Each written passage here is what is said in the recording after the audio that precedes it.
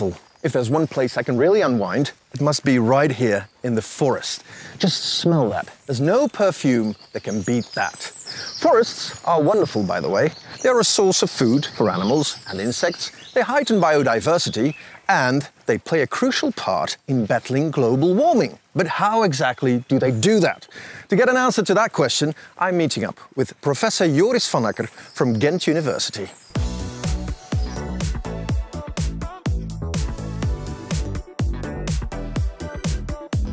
So, Professor, I've been told that trees and forests might be key in countering global warming. Am I correct? They definitely are a major part of it. And the story that trees, by evaporating water, they do cool down the local climate are for sure true. But the extra and probably the more eminent element is that they capture CO2 and build it in the wood as carbon. And these wood products, if we use them, we can even have the material for longer, keeping the CO2 from the atmosphere, and as such, we are contributing to climate change mitigation. I see. Okay, so if I'm looking at these trees right here, they are actually holding CO2 in them under the form of carbon. Right? Okay. So let's say we want to make long life products with these, sustainable products as well, furniture, but you could talk about timber construction as well. They all contain CO2 as well and carbon, which will not be diffused in our atmosphere. Correct. And as long as we use this material, and we probably should always try to get them from the forest which is sustainably managed, so that we only focus on that what is growing and we capture only that volume or that material. But in the phase of using the material, as long as we can use it, it's keeping the CO2. But also recycle, reuse, and in the end we will still have the energy there, but we also will be replacing, substituting other materials like plastics, like steel, like concrete, which are requiring more energy to get to a final product. In this way, we also lower the need to have CO2 in our atmosphere and getting more solutions for climate change. So correct me if I'm wrong, but wood is just a fantastic product. It's fantastic in the fact that it can be so versatile and used in so many applications. But it's even more fantastic because it is renewable. So we can get it from nature, we can regrow it, and it's never getting exhausted like you have materials that are mineral or related to iron ore or these things. We definitely can regrow it and substitute some of these materials in many, many applications. So it's actually a fantastic modern product, although we know it since very long. Excellent, Professor. Thank you so much for your time. I might just go and pop in at Unilin Group because they use wood as one of their raw products, of course, and they might have some answers to my questions. Thank you so much.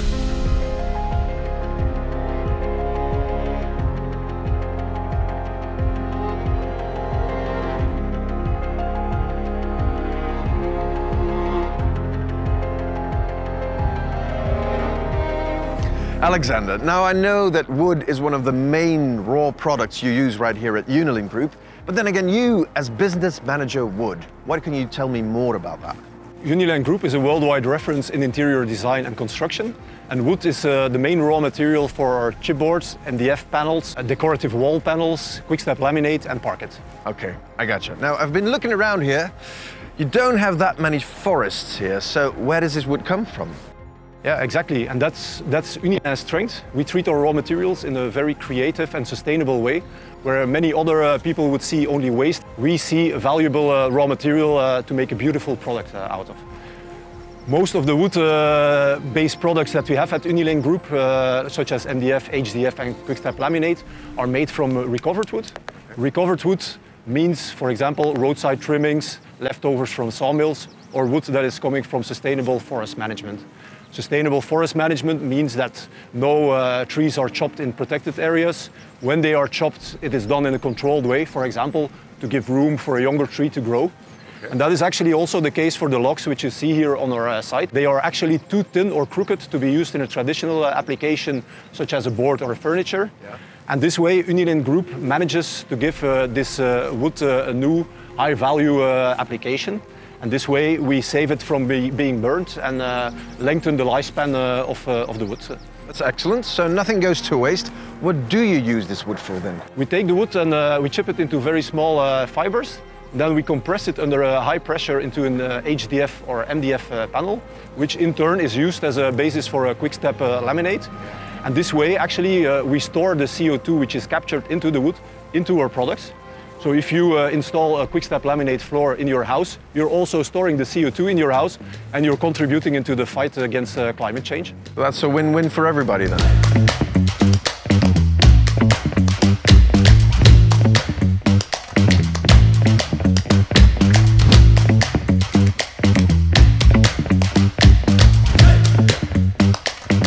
Caroline, so I've been told that here at Unilin Group you really put an emphasis on sustainability. How so?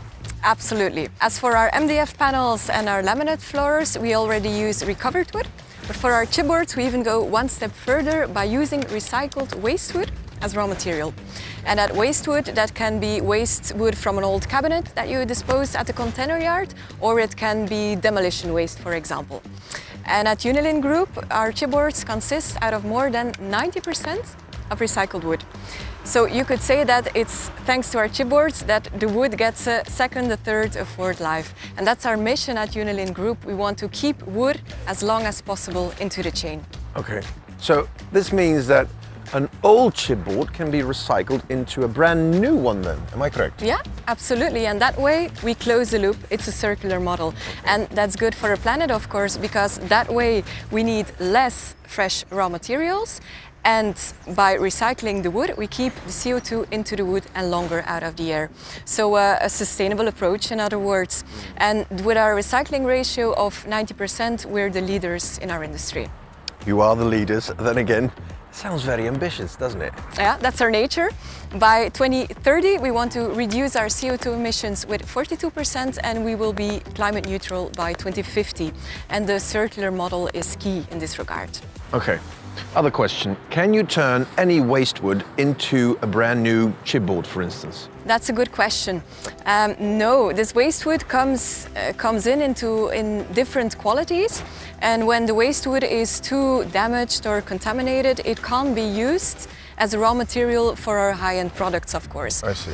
But at Unilin Panels, we have well-advanced cleaning processes to upgrade as much as waste wood as possible into raw materials for our products. And that's needed because we recycle almost 1 million tons a year. And we invested more than 40 million euros over the last years into this process. Okay, then how does this go? What's the process? It's a combination of techniques. We have magnets, wind sifters, we even use infrared lights to do the sorting of the streams. Wow, that sounds very science fiction. We talked about chipboards. What about MDF? Maybe first the difference between a chipboard and an MDF. The difference is in the size of the wood fibers, whereas in an MDF board the fibers are much finer than they are in a chipboard. Until recently, actually, there was no solution to recycle MDF or laminate floors on an industrial scale. But recently we found the solution, a world breakthrough, based on our own research and development. A world premiere? Indeed. Okay, so what could you tell me about that one then? My colleague Laurent Meersman will be happy to tell you everything about it. Excellent, Caroline. Thank you so much.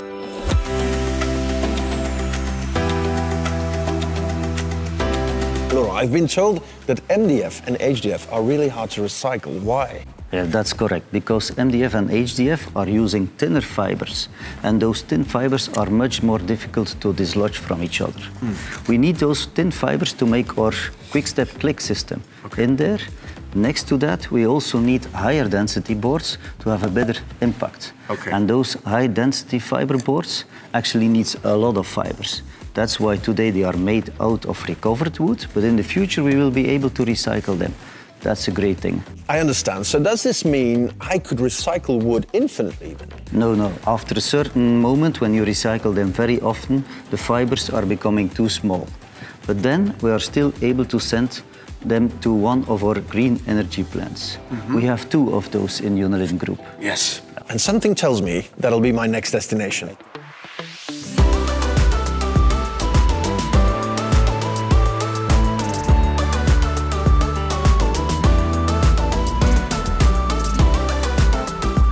Steven, Unilin Group recycles up to 1 million tons of wood every year.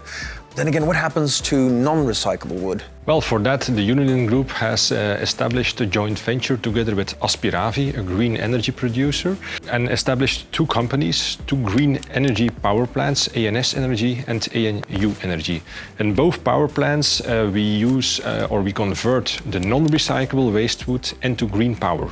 Okay. They are both state-of-the-art installations where we can produce in a clean way green energy. Excellent. Now, what determines which wood can be recycled and which can't? Well, for that we do some quality checks with the incoming trucks. So it's like an inverse quality check.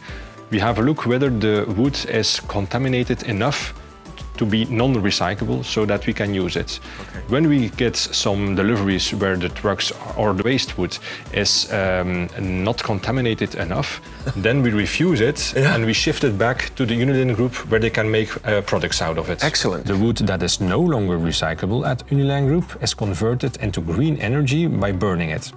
The CO2 released during this process is compensated because we only burn the wood after it has been recycled several times or after it had already had a product life.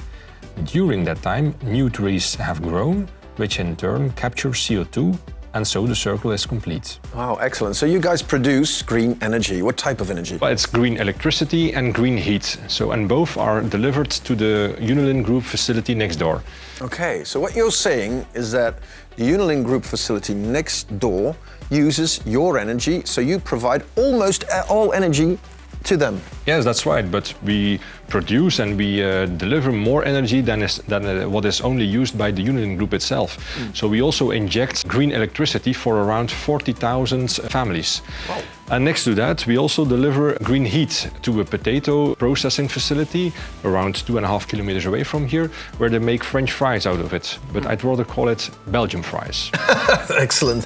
That's a heartwarming story. Thank you Absolutely. For your positive energy.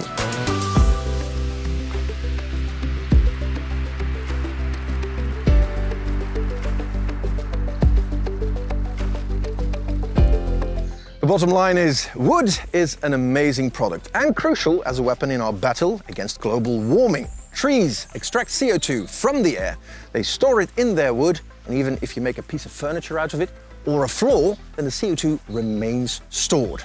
Come to think of it, trees might just be high tech. They extract more CO2 out of the atmosphere than any machine humans can build.